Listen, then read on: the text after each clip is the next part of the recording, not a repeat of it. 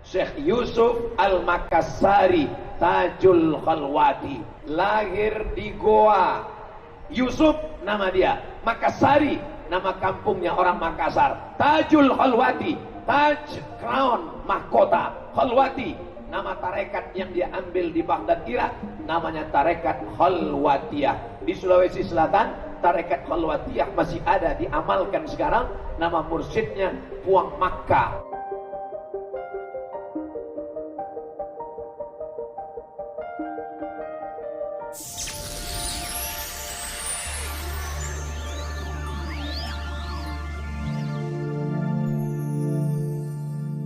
Sebagai seorang ulama sufi, Syekh Yusuf Al-Makassari pun dikenal mursyid pembimbing tarekat Khalwatiyah.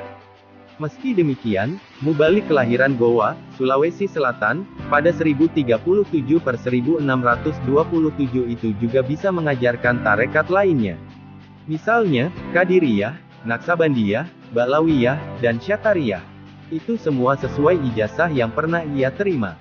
Dalam urusan tarekat ini, Syekh Yusuf pernah seperguruan dengan Syekh Abdur Rauf Singkel tahun 1620 sampai tahun 1693 dari Syekh Mullah Ibrahim, Khalifah Tarekat Syatariyah.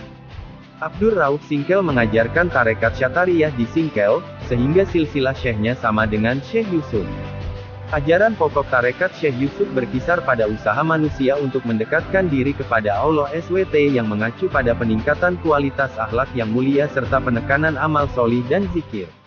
Ibadah salat dan zikir menurut Syekh Yusuf merupakan amalan yang dapat membawa seorang salik sampai ke ujung suluknya.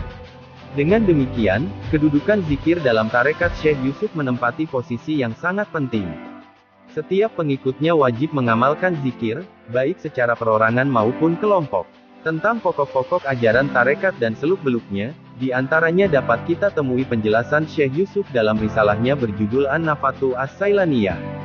Dalam manuskrip lama ini terungkap petunjuk-petunjuk bagi orang yang akan mulai memasuki tarekat. Syekh Yusuf menjelaskan permulaan memasuki dunia tarekat itu dimulai dengan pengertian makam tempat dan hal-hal kondisi. Khusus berkaitan dengan tata cara melakukan zikir, salah satu amalan terpenting dalam tarekat, diuraikan dalam risalahnya berjudul Kaifiyat al-Zikir, cara-cara berzikir. Menurutnya, ada 20 macam adab berzikir.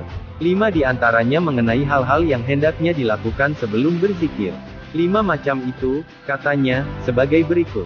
Bertaubat dari segala dosa, berwudu jika hadas najis, serta mandi jika junub, berdiam diri tidak bicara, kecuali mengucapkan kalimat zikir, minta tolong pada Allah supaya sempurna keikutan pada syekhnya saat mulai zikir, serta orang tersebut mengetahui bahwa minta pada syekhnya adalah yang sebenarnya minta kepada Rasulullah SAW.